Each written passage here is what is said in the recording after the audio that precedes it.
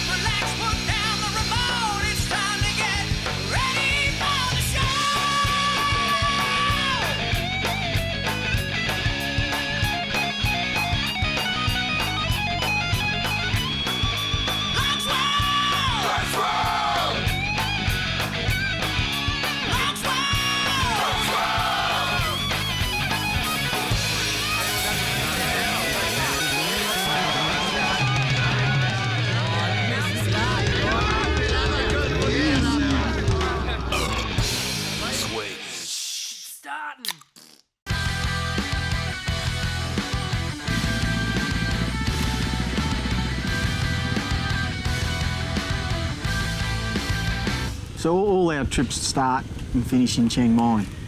So we'll always do about 50, 60 Ks out just to get the feel, and everyone can get the feel of the bike. And then we can pull over if we need to and do any adjustments. Because everyone's different size, levers, all that sort of stuff. That's gold. Have a drink before we get anywhere into the bush. We had about 30, 40 kilometres of traffic, and a couple of moments there it was a bit sketchy.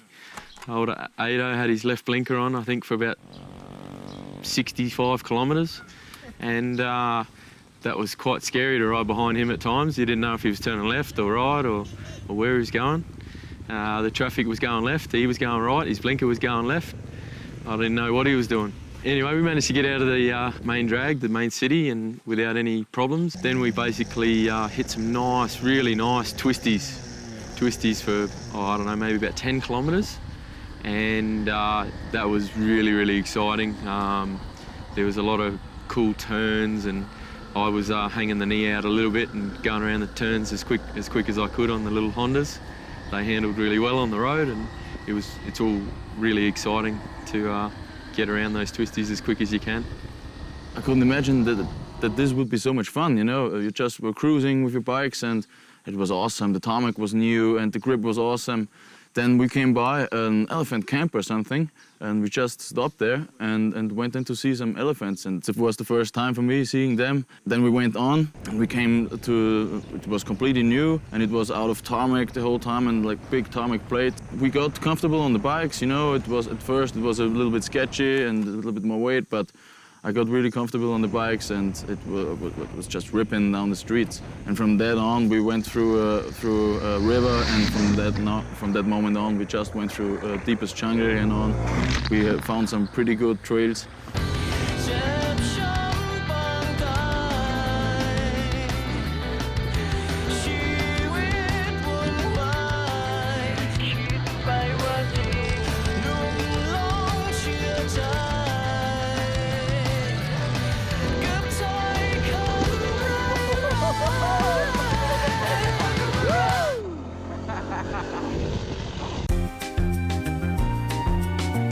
And I'm like, oh, and I was like, whoa,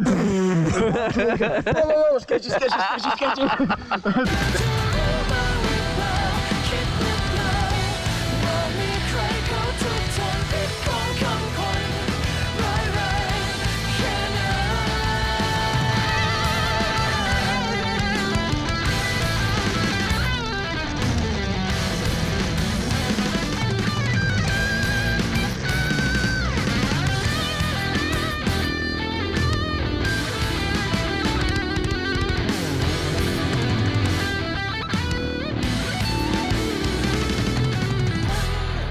Well, there's crazy, there's just a bloke crazy, and then there's the rest of us.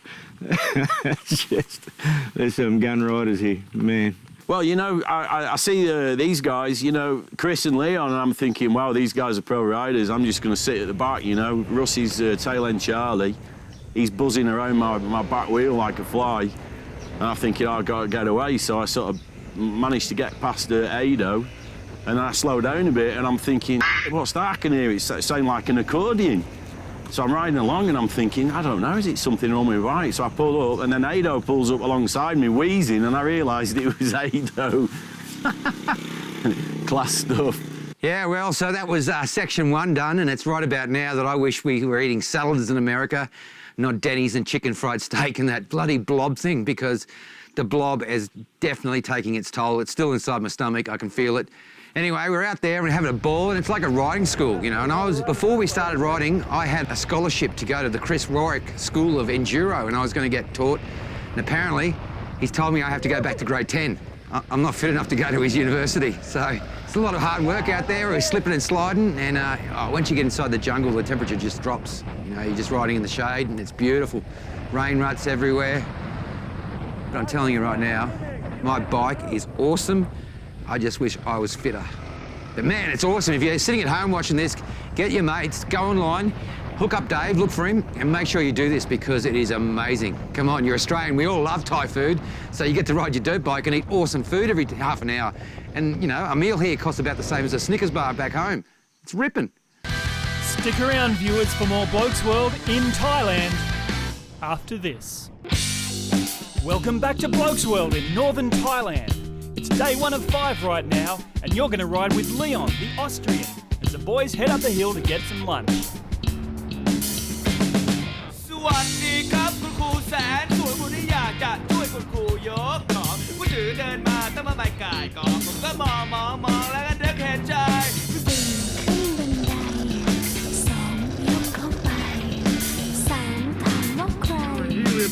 คุณครูครับเพื่อนหนูเขาอยาก David Rock here, our guide. How's it going? Fucking beautiful in here. Right, I like it, I love it. Well, viewers, it's time for Schnitty of the Week, but it's not Schnitty today, it is... Noodle soup. That's what the fast blokes eat. Well, I led the pack the whole way. I'm on fire today, 5th gear, flat out. We've decided to come and have some lunch. And as you can see behind me, we've got the beautiful Kate over there. Now, she runs Enduro Tours Thailand, and she's an absolute legend. On our first day, she took us shopping, make sure that we wouldn't get ripped off. An absolute awesome chick. And now we're on the tour. She's basically taking us to all the best places to eat. We're at a noodle bar right now. There you go. Enduro Tours Thailand, run by a woman, hey? I don't wear this for a joke, viewers. So viewers out here in the boonies, they've got these unattended fuel pumps. It's kind of like an ATM, gives you petrol. What's going on? Well, we're going to fill up here with the 100-baht bill in the machine, and then just fill up the tank ourselves. Yeah, so after lunch, we had a beautiful couple of bowls of noodles. Actually, Cameron 3 and I doubled up and had 2 bowls each. Well, viewers, a few of these guys reckon Ada's not the best rider, definitely the best eater. And the fastest eater. I'm fast at eating. It was awesome, and then we were back on the gas, and we were back on the black stuff for a while, and then we took back off into the bush and did some awesome trails, single trails and little bridges. It was all up and down. I didn't realise how hilly this country is. No, it was actually quite fun, even when we lost all the other riders, because Chris and I, we were going back up the mountain, and yeah, always seeking for those lines, and maybe we could do a shortcut, and there, so we are just like thinking on the same wave, you know, because it's all on, let's get a new trail, get a nice trail, just get off the road or something. It's just heating up your rotors with those bikes. Yeah, but it was actually fun, and it was a pretty nice day, yeah. Yeah, me and Leon are a little bit quicker and a little bit more excited to go to twist the throttle a bit, so we let out the front a few times, probably 3 or 4 times, and just waited for the guys and had a bit of a play around and found a little bit of single track while we were waiting for the guys, which was really exciting. It's a little bit like Romania and the stuff that we do, hard enduro. It was really fun. It's good, huh?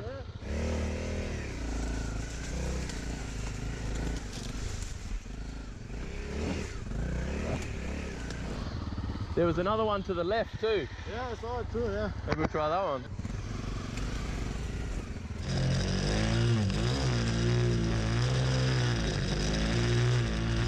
Oh, a bit of a jig out the log there.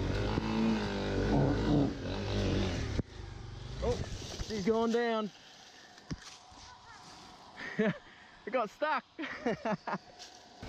Chris is on the ground. Leon 1, Chris 0. Yeah, so we went up the, I can't remember the name of the temple we went to, but it's a fairly cool looking bit of gear up high. It's really high, and I can't say any more about it, but it's just a high temple. So there's this massive set of stairs here to get up to the top. I just did a quick prayer, and you can give a message to Buddha. What was your prayer? Any chance you can make one of your temples at ground floor? I'm dead set. Well, viewers, that's enough sightseeing, because this is Blokesworld. We'll be back on the gas after the break.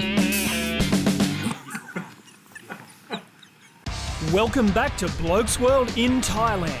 We're still only on day 1 of the dirt bike tour, but before that, we checked out a few attractions in Chiang Mai, and one of those is the X Centre.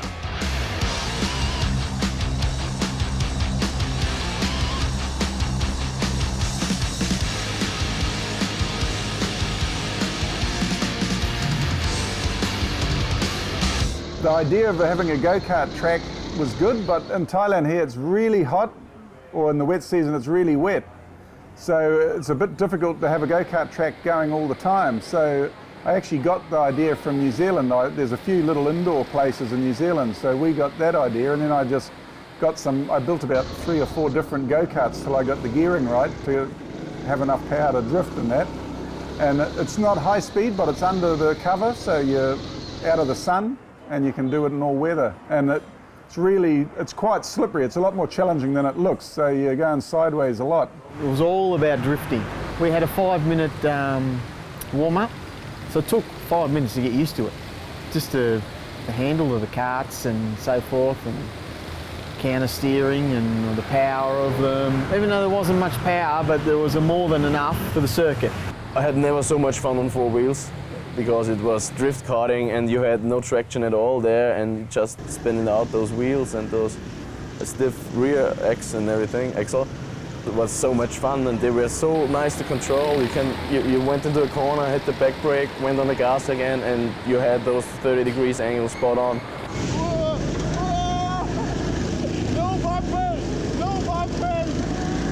It's funny when you tell 6 blokes, all right, we're going to do a couple of laps, all stick together so we get a good shot. As soon as that strap goes under there, clips under here and buns there, brain goes bang, we're racing. So it was just on. There was no, let's make this a camera shoot. It was just on like Donkey Kong. And I mean, we were just fanging these things around. I was racing in thongs, which was probably not the best ideal footwear for a go-kart. Am I the only one wearing thongs? But it was like drift karts, so you could just go in, understeer, and just be sliding around. I had a great time doing that. Before the start, they were actually saying, yeah, no bumping and no crashing. Yeah, it took about 10 meters.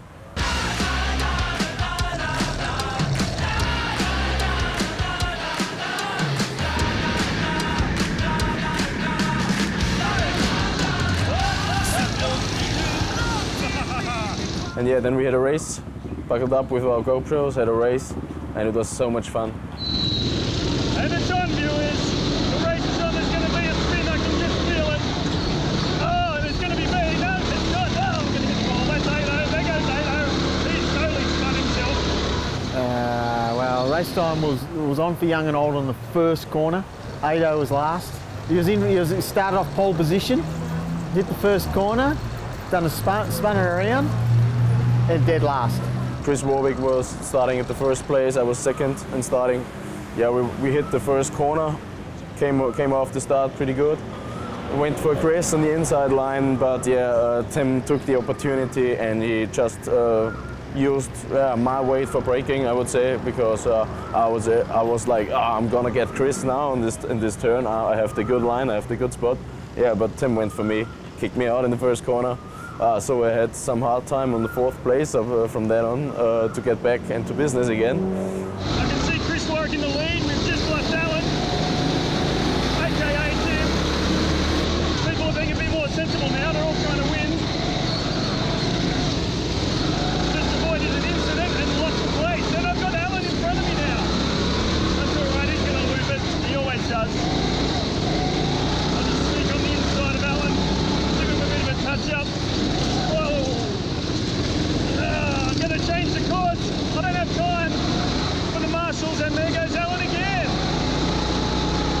Well, viewers, I don't like to brag, but since I'm editing this, here's what happened. While everyone else was doing ballet, I worked my way back up to second place behind Chris Warwick, and then disaster. Yeah, takes the lead. There it is. There's the win.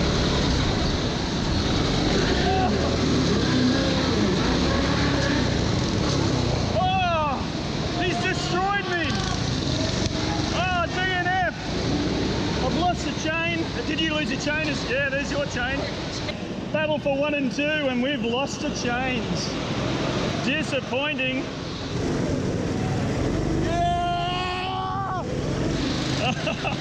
Look at Leon with his smug look on his face. One of the staff guys from there showed me 2 laps to go, and I was celebrating, I'm gonna win this, and the engine died. I don't know if it went out of fuel or if it overheated or something, I don't really know. Tim won that whole race, and yeah, Dave Road here got second. Quite good stuff, good time there. 2 chains broken, 1 valve popped, 3 vehicles down for at least a month. Stick around, viewers, because the guys will be back on their dirt bikes in the jungles of northern Thailand after this.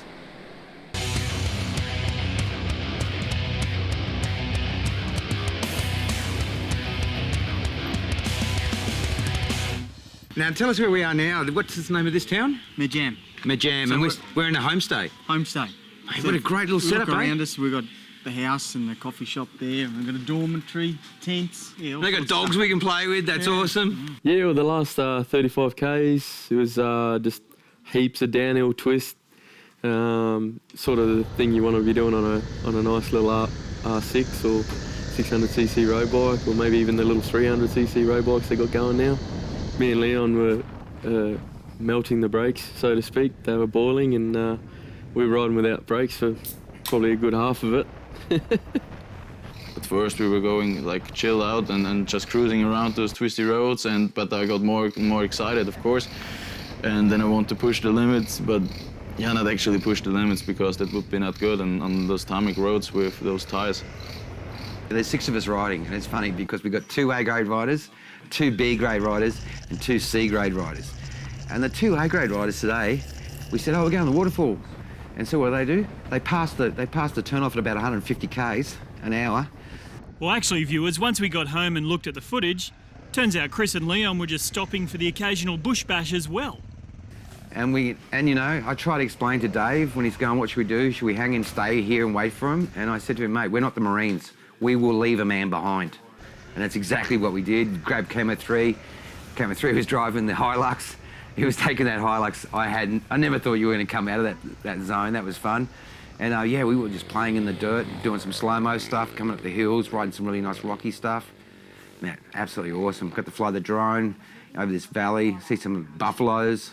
Man, it was awesome. 2 young blokes decided they were going to play race boys and got lost. They missed the turn-off. We waited for an hour up at the turn-off, and I waited, and I waited, and I waited. They finally come back, but yeah, it was all good. They come down, did a bit more riding, and down in there in the dirt we had found down there, some nice little hills and bumps.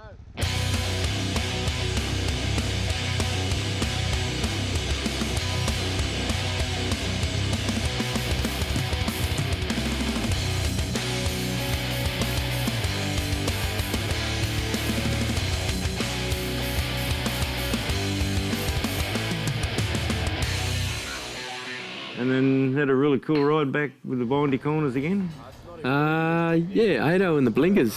He's done some training on the mountain, and on the way down he's doing lefts, he's doing rights, he's got the hazards going. What he's actually doing now, you know? He just showed us every turn, and it was nice, Ado, thanks. What would we do without you? He's gone around a pretty sharp corner, and next minute there's a big black Land Cruiser coming around the other way. He failed to indicate, basically didn't give me much room to stop, and I've done a bit of a bang into the backside. I got it again! Yeah, Tim. Who's Tim?